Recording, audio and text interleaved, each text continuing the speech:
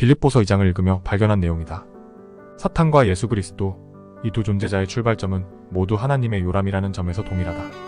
창조 무대가 펼쳐졌을 때 먼저 사탄이 누렸던 지위와 배경이 어떠했는지 잠깐 살펴보기로 하자. 너는 기름 부음을 받은 덮는 그룹이었다. 내가 너를 그렇게 세웠더니 내가 하나님의 거룩한 산 위에 있었고 내가 불의 돌들 가운데를 위아래로 걸었다.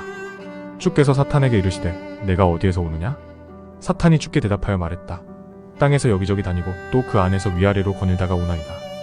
그룹 천사는 하나님의 보좌를 덮고 있는 천사다. 때문에 가장 가까이 창조주와 더불어 있는 존재라 할 수 있다. 하루는 하나님의 아들들이 와서 주 앞에 섰고 사탄도 그들 가운데 왔다. 하루는 또 하나님의 아들들이 와서 주 앞에 섰고 사탄도 그들 가운데 와서 주 앞에 섰다. 네가 창조된 날로부터 죄악이 내게서 발견되기까지 너는 내 길에 완벽하였다. 땅 위에는 그처럼 생긴 것이 없나니 그는 두려움 없는 존재로 만들어졌다. 그는 모든 높은 것을 바라보는 자여 모든 교만한 자녀들을 다스리는 왕이었다. 욥기서에서 인용한 구절인데 과연 사탄의 처음 지위와 능력은 완벽했다. 그룹 천사 사탄이 하나님의 면전에서 쫓겨나게 된 이유는 무엇일까? 오 아침의 아들 루시퍼야, 네가 어찌 하늘에서 떨어졌느냐? 민족들을 연약하게 하였던 내가 어찌 땅으로 끊어져 내렸느냐? 이는 내가 내 마음속에 말하기를 내가 하늘에 올라가서 내가 내 보좌를 하나님의 별들보다 높일 것이요 내가 또한 북편에 있는 회중의 산 위에 앉으리라. 내가 구름들의 높은 곳들 위로 올라가 내가 지극히 높으신 분같이 되리라 하였다. 사탄은 피조물로서 분명 자신의 지위가 하나님의 보좌를 덮는 지극히 거룩한 존재라는 사실을 망각했다. 사람도 역시 자신이 창조주의 모습을 닮은 지극히 존귀한 자라는 사실을 망각할 때 금수로 돌변한다. 사탄의 자리까지 내려가는 것은 어렵지 않다. 피비린내 나는 전쟁과 폭력으로 만연한 인간 역사가 이를 증명해준다. 사탄의 몰락 과정과 그 최후의 모습은 다음과 같다. 네가 창조된 날로부터 죄악이 내게서 발견되기까지 너는 내 길에 완벽하였다. 내 상품이 풍부함으로 그들이 폭력으로 내 가운데를 채워서 내가 죄를 지었다. 그러므로 내가 너를 더럽게 여겨 하나님의 산에서 쫓아내리라. 오 덮는 그룹아, 내가 불의 돌들 가운데로부터 너를 멸하리라. 내 마음이 너의 아름다움으로 인하여 높아졌고 너는 내 지혜를 내 찬란함으로 인하여 변질시켰도다. 내가 너를 땅에다 던질 것이며 내가 너를 왕들 앞에 두어 그들로 너를 보게 할 것이다.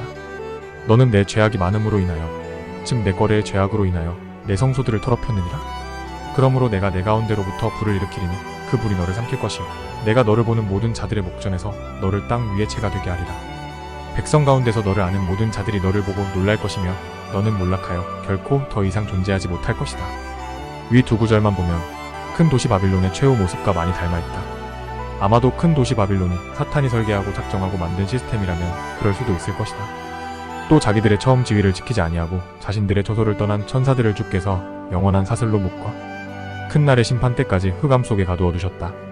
자신의 처음 지위를 걷어차버린 그룹 천사 사탄의 운명은 이렇게 종말을 거두고 만다. 이제 예수 그리스도의 처음과 나중을 보도록 하자. 먼저 솔로몬의 글 잠언에서부터 출발한다. 하늘에 올라가셨다가 내려오신 분이 누구신가? 바람을 자기의 주먹 안에다 모으시는 분이 누구신가? 옷으로 물들을 싸매신 분이 누구신가? 땅의 모든 끝들을 정해놓으신 분이 누구신가? 그분의 이름은 무엇이며 그분의 아들의 이름이 무엇인지 내가 말할 수 있느냐? 아무도 어느 때나 하나님을 본 사람이 없지만 아버지의 품 안에 계신 독생자 그가 하나님을 분명히 밝히셨느니라. 우리가 찾고자 하는 이는 바로 태초부터 하나님과 함께 존재하신 분이다.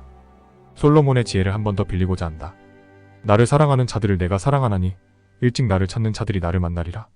주께서 자신의 길을 시작하실 때 자신의 옛적 일들을 행하시기 전에 나를 소유하셨으며 영원부터 처음부터 또는 땅이 있은 이래로 내가 세워졌노라.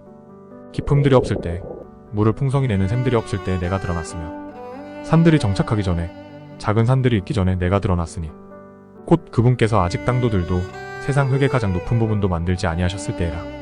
그분께서 하늘들을 예비하실 때 내가 거기 있었으며 그분께서 깊음의 표면의 한계를 정하시고 위로 구름들을 굳게 세우시며 깊음의 샘들을 강하게 하시고 바다에게 자신의 칙령을 내리사 물들이 자신의 명령을 넘어가지 못하게 하시며 또 땅의 기초들을 지정하신 그때 내가 그분과 함께하며 자란 자로서 그분 곁에 있어 날마다 그분의 기쁨이 되었고 항상 그분 앞에서 기뻐하였으며 그분의 땅에 거할 만한 곳에서 기뻐하였고 내 기쁨들이 사람들의 아들들과 함께하였다. 누구든지 나를 찾는 자는 생명을 얻고 주의 호의를 얻을 것이다. 밑줄 친 부분과 굵은 활 자체를 유념해 보시기 바란다. 창조주와 함께 창조 사역을 함께했던 또 다른 한 분 인격체가 존재한다. 잠언에서는 이를 지혜라고 불렀다. 위 17절과 35절 두 구절을 잘 보라. 내가 사랑해주고 만나주고 생명과 호의를 베풀어줄 수 있는 존재가 관념적이고도 형이상학적 존재인 지혜란 말인가? 그렇다면 다음 구절은 어떻게 설명할 것인가? 부르심을 받은 자들에게는 유대인들에게나 그리스인들에게나 그리스도는 하나님의 권능이시오 하나님의 지혜이다. 인격체인 그리스도를 하나님의 지혜라고 불렀다. 반대로 하나님의 지혜를 그리스도라는 대유법으로도 인식 가능하다는 것이다. 잠언 속에 언급된 지혜라는 존재가 수행했던 역할이나 수사법은 말 그대로 하나님의 아들이라는 존재를 태고의 지혜로 소개하고 있다. 이 밖에 창조주와 그분의 아들 그리스도의 선존재와 관련된 성경 구절과 설명은 다른 영상으로 소개하고자 한다. 이제 빌립보서 2장 본문이다. 여기서 예수 그리스도의 지위는 제2의 아들이다. 그분은 하나님의 형체로 계심으로 하나님과 동등함을 강탈로 여기지 아니하셨으나 스스로 무명한 자가 되사 자기 위해 종의 형체를 취하시고 사람들의 모습이 되셨으며 사람의 모양으로 나타나사 자기를 낮추시고 죽기까지 순종하셨으니 곧 십자가의 죽음이었다. 그리스도의 마지막 모습이다.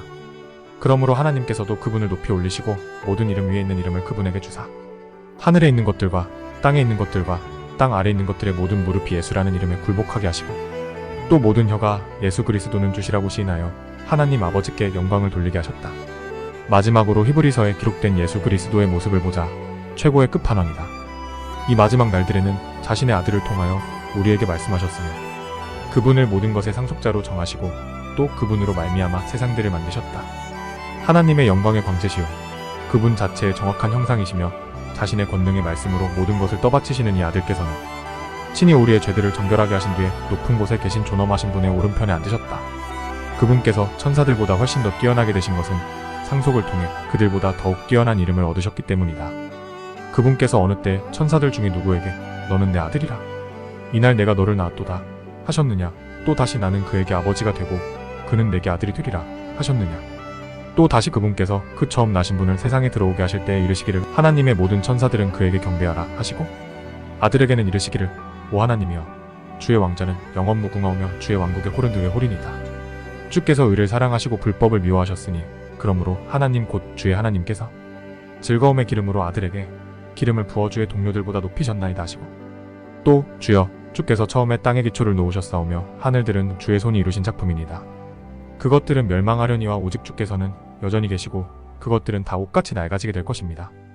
교만의 상징이 되었던 파괴자 사탄은 영원한 불못으로 갔지만 하늘의 영광을 버리고 인간의 지위까지 낮아지신 건설자 예수는 다시금 하나님의 우편으로 금이 환양하심으로 하늘 땅 모든 헤게모니를 되찾으셨다.